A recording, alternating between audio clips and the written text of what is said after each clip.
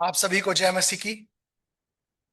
परमेश्वर का धन्यवाद करते हैं आज के इस पवित्र दिन के लिए। उसने हम सभी को ये मौका दिया कि हम उसके भवन में आ सकें और उसकी आराधना कर सकें। वर्ष 2015 में एक जवान जयपुर के एक छोटे से शहर से बाइबल कॉलेज में एडमिशन लेता है। और ये जवान जो था बहुत अच्छी फैमिली से था और एक बड़े चर्च का सदस्य भी था। ये जवान लोगों के साथ बहुत अच्छा बर्ताव करता था जब इसने कॉलेज में एडमिशन लिया, और सबकी बहुत अच्छी रिस्पेक्ट करता था, आदर सम्मान करता था। लेकिन इस जवान के जीवन में एक समस्या थी और ये जवान लगातार इस समस्या से जूझ रहा था। और वो समस्या ये थी कि ये ड्रग्स लेता था। और जब ये इस समस्या का सामना कर रहा था और कॉलेज में जब इसने एडमिशन लिया तो इसके विषय में किसी को मालूम नहीं था। जब हम बाइबल कॉलेज में जाते हैं न्यू स्टूडेंट, तो वहां पर फैकल्टी के सामने, स्टूडेंट के सामने खड़े होकर हमें अपनी गवाही को बताना होता है। जब इससे पूछा कि आपकी क्या गवाही है और आपने प्रभु को कैसे ग्रहण किया, तो इसने सच्चाई को बताया। और इसने बताया कि मैंने अपने जीवन में प्रभु को अभी नहीं जाना है। एक्चुअल में मुझे जो बाइबल कॉलेज में भेजा गया है वो इसलिए भेजा गया है ताकि मैं ये जो नशीले पदार्थों का इस्तेमाल करता हूं इसको छोड़ दूं। और जब इसने वहां एडमिशन लिया और इसने अपनी पढ़ाई को वहां पर शुरू किया, थोड़े समय के बाद फैकल्टी ने इस स्टूडेंट को लगभग 6 महीने के अंदर कॉलेज से निकाल दिया। कारण यह था कि ये उस समस्या से बाहर नहीं निकल पाया था और इसके जीवन में किसी प्रकार का परिवर्तन नहीं था। यहां तक कि जब हम बाइबल कॉलेज में जाते हैं तो हमें एक स्टडी बाइबल गिफ्ट की जाती है कॉलेज की तरफ से। जब ये कॉलेज को छोड़कर जा रहा था तो ये बाइबल को एक स्टूडेंट को बेचकर और उससे पैसे लेकर उस कॉलेज को छोड़कर गया। क्या यह संभव है कि कोई व्यक्ति प्रभु यीशु मसीह को नहीं पहचाना है और वो उसकी सेवा को करे? क्या यह संभव है कि जिसने अभी तक प्रभु यीशु मसीह को अपने जीवन में नहीं जाना है वो उसकी आराधना करे? क्या यह संभव है कि एक व्यक्ति ने प्रभु यीशु मसीह को अभी तक नहीं पहचाना है और वो स्वर्ग के राज्य में प्रवेश करे? नहीं, ऐसा नहीं हो सकता। एक धर्मशास्त्री हैं, उनका नाम है मार्टिन लॉयड जोन्स। वो कहते हैं the tragedy of the triumphal entry is that the crowd praised him without truly knowing him. जब प्रभु यीशु मसीह यरूशलेम में विजयी प्रवेश करते हैं तो उसके विषय में यह धर्मशास्त्री कहता है कि विजयी प्रवेश का सबसे बड़ी दुखद बात यह है कि भीड़ जो वहां पर थी, भीड़ ने वास्तव में उसे जाने बिना उसकी स्तुति करी। जब प्रभु यीशु मसीह अपने पिता से महायाजकीय प्रार्थना करते हैं, तो वो उस प्रार्थना में इस प्रकार से कहते हैं, जो हमें यूहन्ना रचित सुसमाचार उसका 17 अध्याय उसके 3 पद में मिलती है। वहां पर प्रभु यीशु मसीह अपने परमेश्वर से यह प्रार्थना करते हैं, और अनंत जीवन यह है कि वे तुझ एकमात्र सच्चे परमेश्वर को और प्रभु यीशु मसीह को जिसे तूने भेजा है जाने। वो कहते हैं कि जिसे तूने भेजा है वे उसे जाने। आज बहुत सारे लोग प्रभु यीशु मसीह के उस मिशन को जाने बिना प्रभु यीशु मसीह को सेलिब्रेट कर रहे हैं। यहां तक कि आज बहुत सारे लोग प्रभु यीशु मसीह को बिना जाने पाम संडे को भी मना रहे हैं। जब हम प्रभु यीशु मसीह की पूरी सेवकाई को बाइबल के अंदर पढ़ते हैं, तो वहां पर एक ऐसी घटना है जो हमें बहुत आकर्षित करती है, और वो ये है कि प्रभु यीशु मसीह यरूशलेम में जब प्रवेश करते हैं अंतिम बार, तो लोग स्वागत के लिए वहां पर खड़े होते हैं। और ये महत्वपूर्ण इसलिए है क्योंकि बाइबल के अंदर पाए जाने वाले चारों सुसमाचार के अंदर इस घटना का जिक्र किया गया है। प्रभु यीशु मसीह की सेवकाई के दौरान प्रभु यीशु मसीह कई बार यरूशलेम में प्रवेश करते हैं, लेकिन कभी भी कोई एक व्यक्ति भी उनका स्वागत करने के लिए वहां पर खड़ा नहीं होता है। लेकिन आखिर क्यों जब प्रभु यीशु मसीह अंतिम बार यरूशलेम में प्रवेश करते हैं तो एक भीड़ उनका स्वागत कर रही है, और यह भीड़ इंतजार कर रही है कि उनका राजा यरूशलेम में प्रवेश करेगा और वो उसका स्वागत करेंगे। लेकिन क्यों क्यों ये भीड़ यीशु मसीह का स्वागत करने के लिए उपस्थित है? आज जो प्रीचिंग का थीम है वो है behold the king is coming, but why? Behold the king is coming, but why? देखो, राजा आ रहा है, लेकिन क्यों?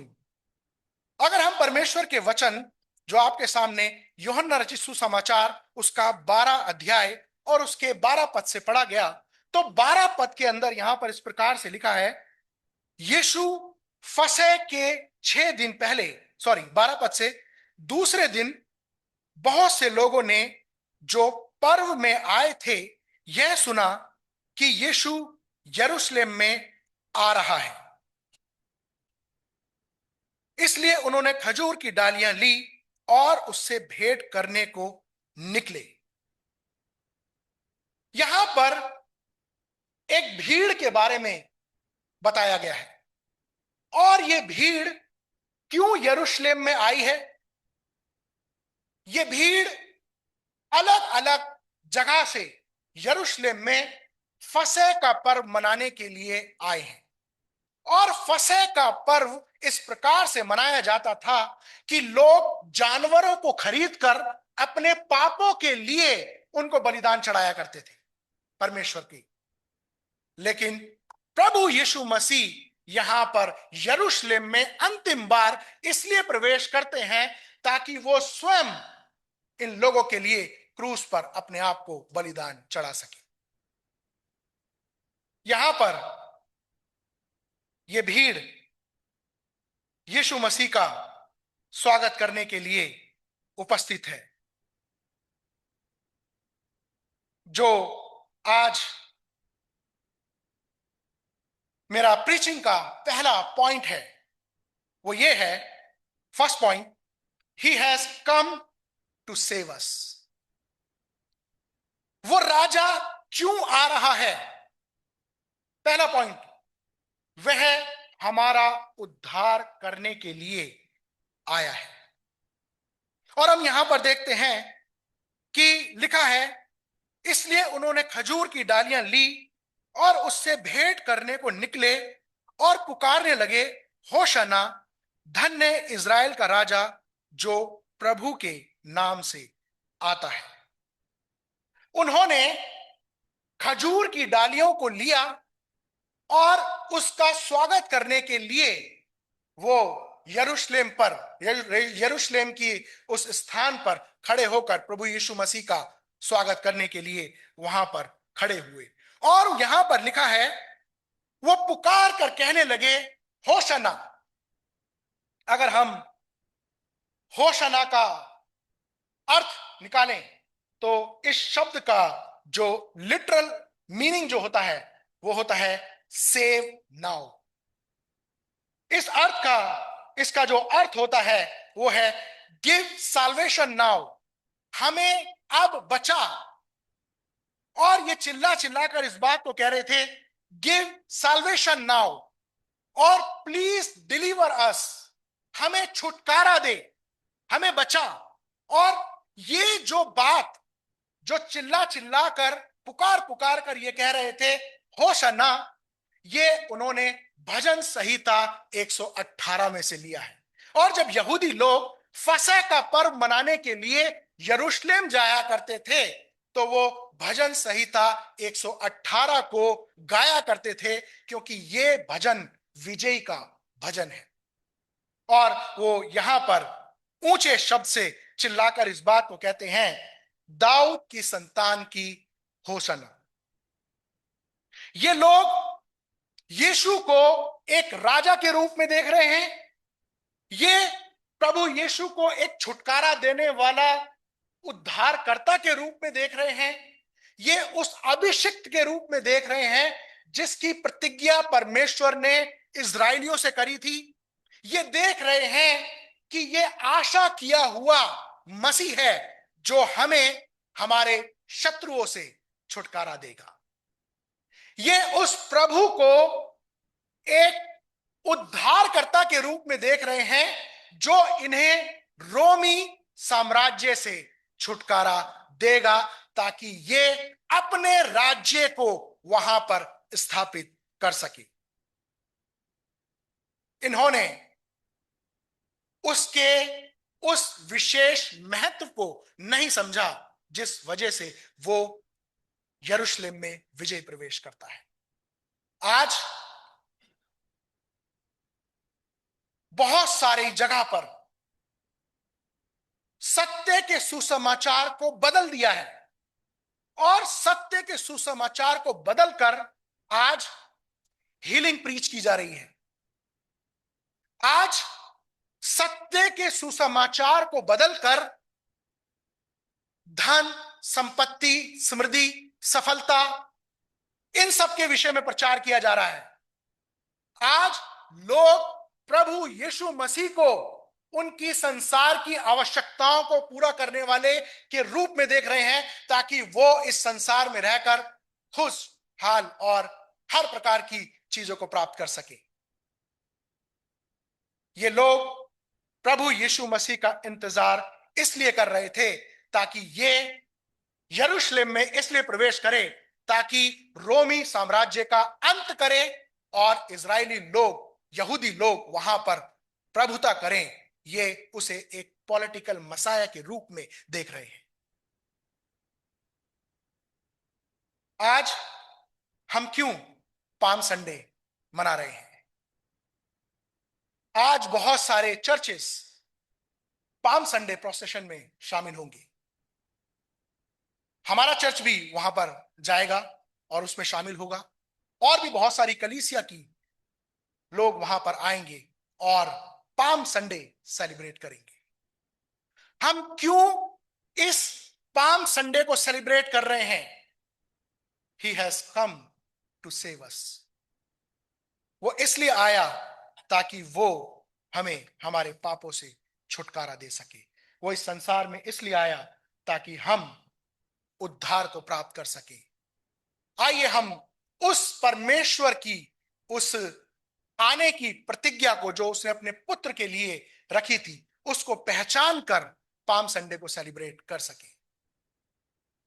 ये सिर्फ इंजॉयमेंट के लिए नहीं है, बल्कि जब हम उस प्रोसेशन में शामिल होते हैं तो हम एक गवाह के रूप में खजूर की डालियां लेकर वहां पर उपस्थित होते हैं, क्योंकि हमने उस उद्धारकर्ता के आने की खुशी को लोगों को बांटा है ताकि वो लोग भी उद्धार को प्राप्त करने वाले हो सके। This is the true gospel. यही सत्य का सुसमाचार है जो हमें लोगों तक पहुंचाने की जरूरत है। जब हम इस घटना के अंदर आगे बढ़ते हैं तो हम देखते हैं कि ये भीड़ खजूर की डालियां लिए हुए वहां पर उपस्थित हैं और प्रभु यीशु मसीह से भेंट करने के लिए आई है। असल में इन्होंने प्रभु यीशु मसीह को नहीं पहचाना है, तो भी ये परमेश्वर की, प्रभु यीशु मसीह की स्तुति कर रहे हैं। जो मेरा सेकंड पॉइंट है वो है, he has come to call us for true faith, not shallow praise. He has come to call us for true faith, not shallow praise.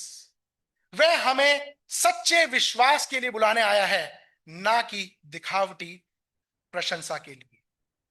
13 पद में लिखा है, इसलिए उन्होंने खजूर की डालियां ली। आखिर क्यों उन्होंने खजूर की डालियां ली? जब हमारे देश के अंदर या हमारे परिवार में या कोई विशेष गेस्ट आता है तो हम फूलों की माला से उसका स्वागत करते हैं और हम फूलों का इस्तेमाल करते हैं ताकि उसका वेलकम कर सकें। इंडिया के अंदर ये एक रीत है कि हम किसी भी गेस्ट का जो स्वागत करते हैं वो फूलों से करते हैं। रोमी साम्राज्य के अंदर जब कोई राजा शहर में प्रवेश करता था तो लोग खजूर की डालियां लेकर उसका स्वागत किया करते थे।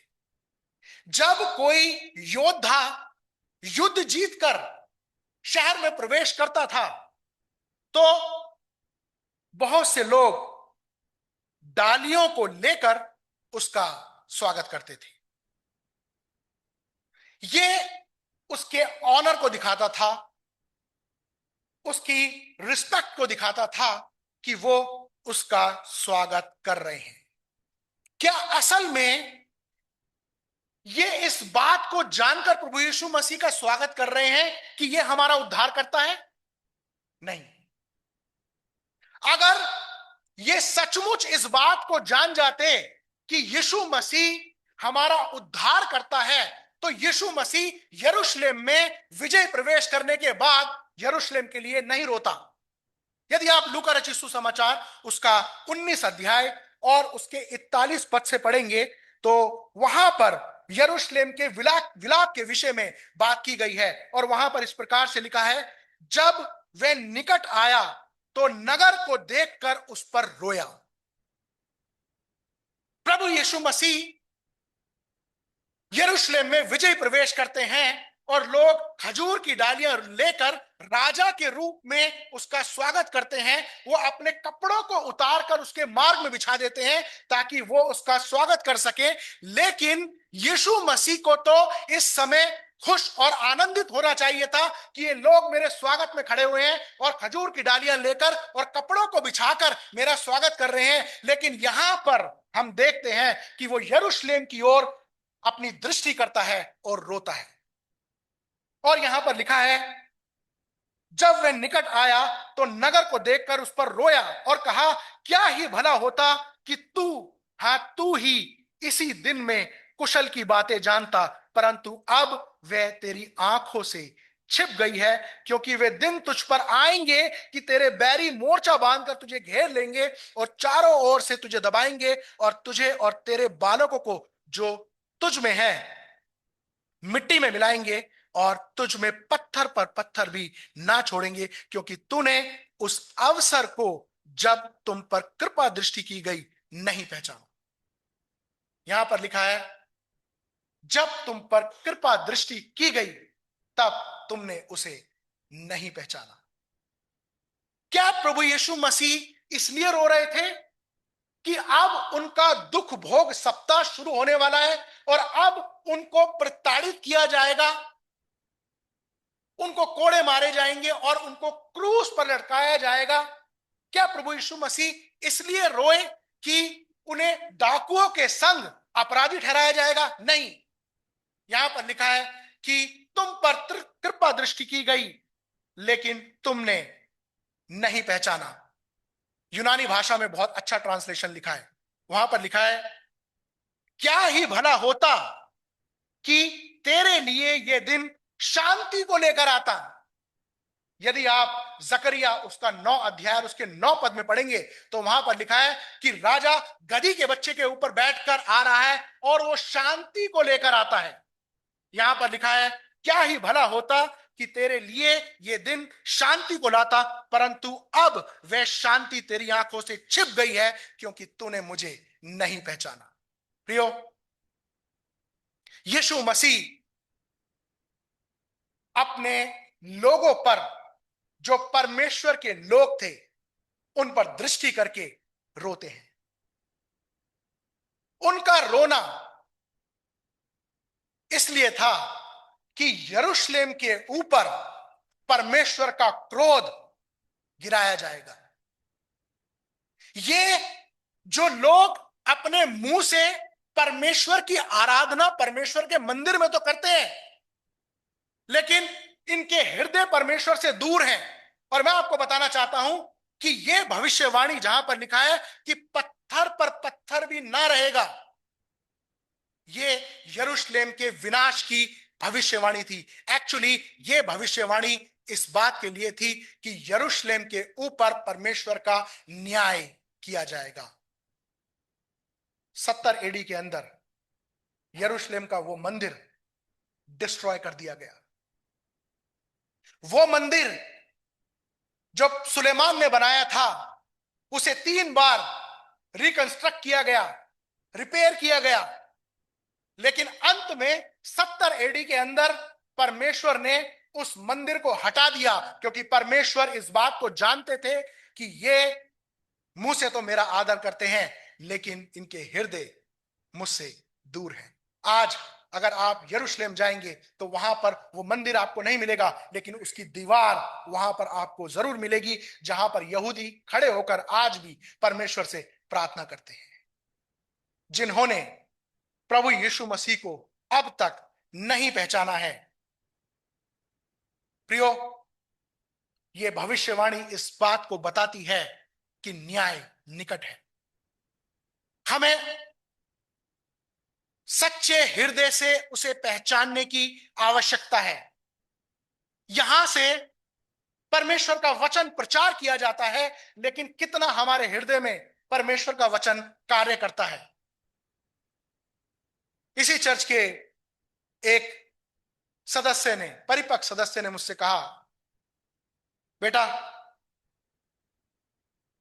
आप लोग परमेश्वर का वचन तो बहुत अच्छे से प्रचार करते हो, लेकिन बहुत से लोग उन वचनों को यहीं छोड़ के चले जाते हैं। परिवार में उनका बर्ताव अच्छा नहीं है। प्रियो, प्रभु यीशु मसीह यहां पर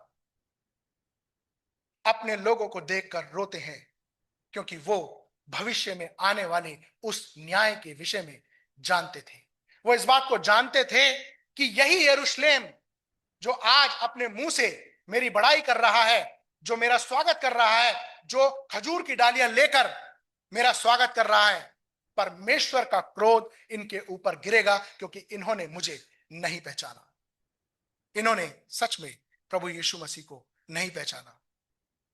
He has come to call us for true faith, not shallow praise. वो हमें सच्चे विश्वास के लिए बुलाने आया है, ना कि दिखावटी प्रशंसा के लिए।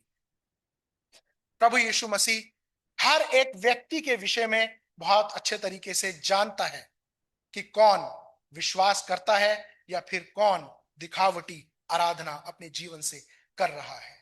वो जानते हैं, वो जब यरूशलेम में प्रवेश करते हैं, वो जानते हैं कि इन लोगों की स्थिति क्या है, इसलिए वो उन पर रोते हैं। Third point, he has come to establish his kingdom. वह अपना राज्य स्थापित करने के लिए आया। आइए हम दोबारा से यूहन्ना उसका 12 अध्याय और 14 पद में जाते हैं, और यहां पर इस प्रकार से लिखा है, जब यीशु को गधे का एक बच्चा मिला तो वह उस पर बैठ गया, जैसा लिखा है, हे सिय्योन की बेटी, मत डर, देख तेरा राजा गधे के बच्चे पर चढ़ा हुआ चला आता है। यहां पर हम देखते हैं कि एक राजा यरूशलेम में विजय प्रवेश कर रहा है, लेकिन गधे के बच्चे के ऊपर बैठकर।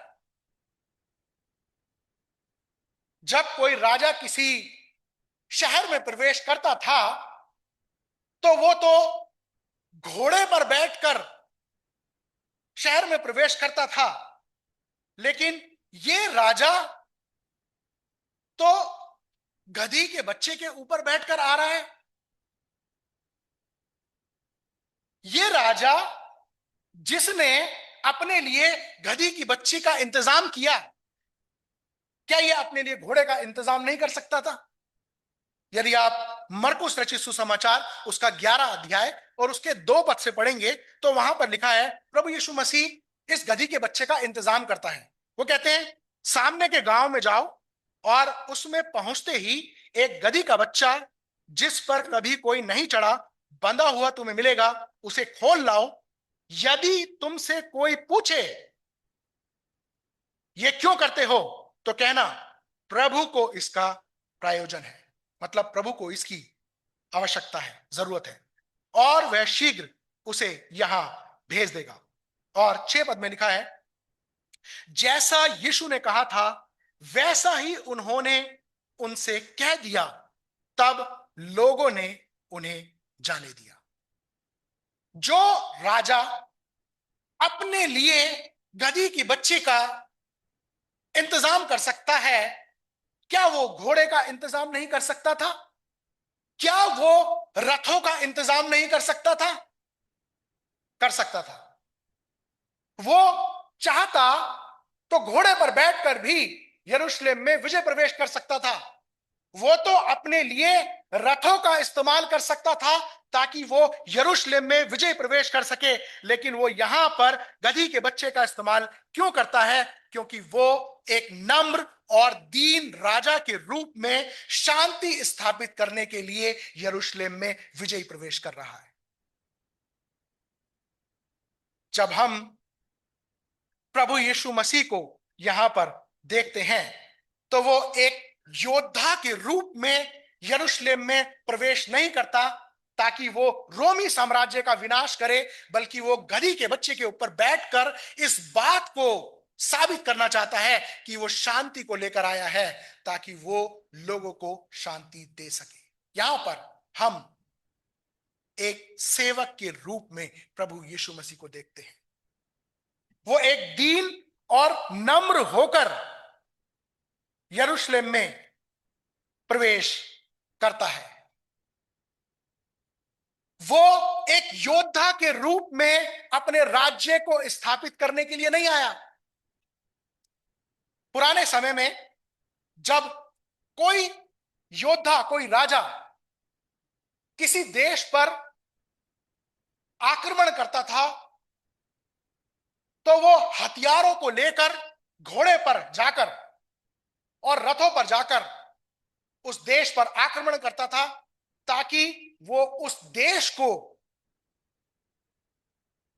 अपने अंडर कर ले और अपने अधिकार में कर ले और अपने राज्य को स्थापित करे।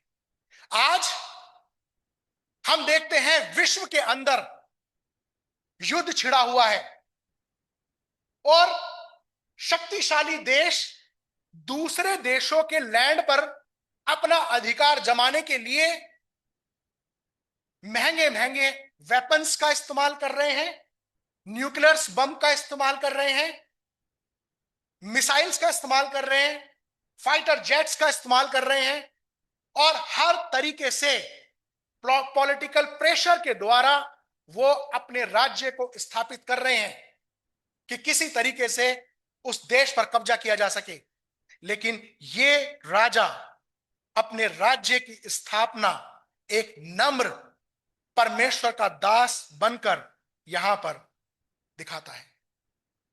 वो एक नम्रता का उदाहरण यहां पर दिखाने का प्रयास करता है।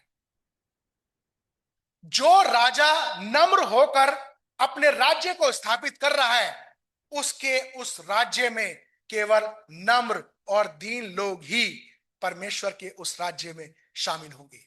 इसलिए यीशु मसीह ने पहाड़ी उपदेश में कहा, जो दीन है वे परमेश्वर के राज्य को देखेंगे। Jesus reveals the nature of his kingdom, not one of earthly conquest, but of peace, humility and self-giving love. वो यहां पर अपने उस राज्य को प्रदर्शित करता है नम्रता के साथ, शांति के साथ और सेल्फ सैक्रिफाइस के साथ, अपना खुद का बलिदान देने के द्वारा यहां पर वो प्रवेश करता है। उसके बाद 15 पद के अंदर एक भविष्यवाणी का जिक्र किया गया है जो हमें जकरिया उसका 9 अध्याय और 9 पद में मिलती है, जो आज आपके सामने परमेश्वर के वचन में से पढ़ी गई। वहां पर लिखा है, हे सियोन की बेटी मत डर, देख तेरा राजा गधे के बच्चे पर चढ़ा हुआ चला आता है। और 16 पद में लिखा है, उसके चेले ये बात पहले ना समझे थे, परंतु जब यीशु की महिमा हुई तो उनको सुनने आया कि ये बातें इसके विषय में लिखी हुई थी और लोगों ने उससे इसी प्रकार का व्यवहार किया। यहां पर जब प्रभु यीशु मसीह उस गधी के बच्चे के ऊपर बैठकर यरूशलेम में प्रवेश कर रहे हैं, तो उनके उस प्रवेश करने से लगभग 500 वर्ष पहले एक भविष्यवाणी की गई थी जकरिया नबी के द्वारा, और वो भविष्यवाणी यहां पर आज पूरी होती है। यू नो क्यों ये भविष्यवाणी यहां पर फुलफिल हुई? बाइबल के अंदर अब यहां से बहुत सारी भविष्यवाणियां इस अगले हफ्ते में पूरी होंगी। और पहली भविष्यवाणी जो यहां पर पूरी होती है कि जब वो गधी के बच्चे के ऊपर बैठकर यरूशलेम में प्रवेश करता है। क्यों? क्योंकि वहां पर फरीसी लोग भी उपस्थित थे जब ये यरूशलेम में प्रवेश कर रहा है, और यहूदियों के धर्म शास्त्रों में यह बात लिखी है कि उनका राजा, उनका मसीह गधी के बच्चे के ऊपर बैठकर यरूशलेम में विजयी प्रवेश करेगा। लेकिन क्या ये फरीसी प्रभु यीशु मसीह को पहचान गए? नहीं। फरीसी तो दूर की बात, लिखा है उसके चेले ये बातें पहले ना समझे। सोचिए, 3.5 वर्ष तक प्रभु यीशु मसीह जिन शिष्यों के साथ रहे हैं, जिन्होंने आश्चर्य कर्म देखे हैं, जिन्होंने देखा है कि प्रभु यीशु मसीह ने मरे हुए को भी जीवित कर दिया है, जो पानी पर चला है, जो आंधी तूफानों को आज्ञा देता है और वो सब उसकी आज्ञा मानते हैं, अभी भी वो प्रभु यीशु मसीह को नहीं पहचान पाए हैं। और फरीसी लोग भी यीशु मसीह को नहीं पहचान पाए हैं। ये भविष्यवाणी इस बात का प्रमाण है कि तुम्हारे धर्म शास्त्रों में ये बातें लिखी हुई हैं, लेकिन तुमने तब भी उस उद्धारकर्ता पर विश्वास नहीं किया है। ये उनके लिए एक भविष्यवाणी सबूत के रूप में रखी गई है, ताकि वो इस बात का इनकार ना कर सकें कि उनके धर्म शास्त्रों में बातें लिखी हैं कि वो इस संसार में आएगा, और उन्होंने अभी भी उसे नहीं पहचाना। प्रियो, हमें प्रभु यीशु मसीह को समझने की जरूरत है कि वो कौन है। कई बार हम प्रभु यीशु मसीह को चंगा करने वाला, बिजनेस को सफल करने वाला, हमारी पारिवारिक समस्याओं को दूर करने वाला, हमें अच्छी जॉब प्रदान करने वाला और हमारे जीवन की बहुत सी चीजों को पूरा करने वाला प्रभु के रूप में देखते हैं। यहां पर हम देखते हैं स्पिरिचुअल ब्लाइंडनेस, आत्मिक अंधापन। मैं आपको बताना चाहता हूं कि यरूशलेम में प्रवेश करने से पहले यीशु मसीह ने एक आश्चर्य कर्म किया था। मैंने फ्राइडे बाइबल स्टडी के अंदर उसी आश्चर्य कर्म के बारे में बात की गई थी। अगर आप लूका की इंजील के अंदर पढ़ेंगे तो वहां पर उस अंधे भिखारी को, जो यरूशलेम के जो यरीहो के पास भीख मांग रहा था, अंधा भिखारी, प्रभु यीशु मसीह उसे दृष्टिदान देते हैं।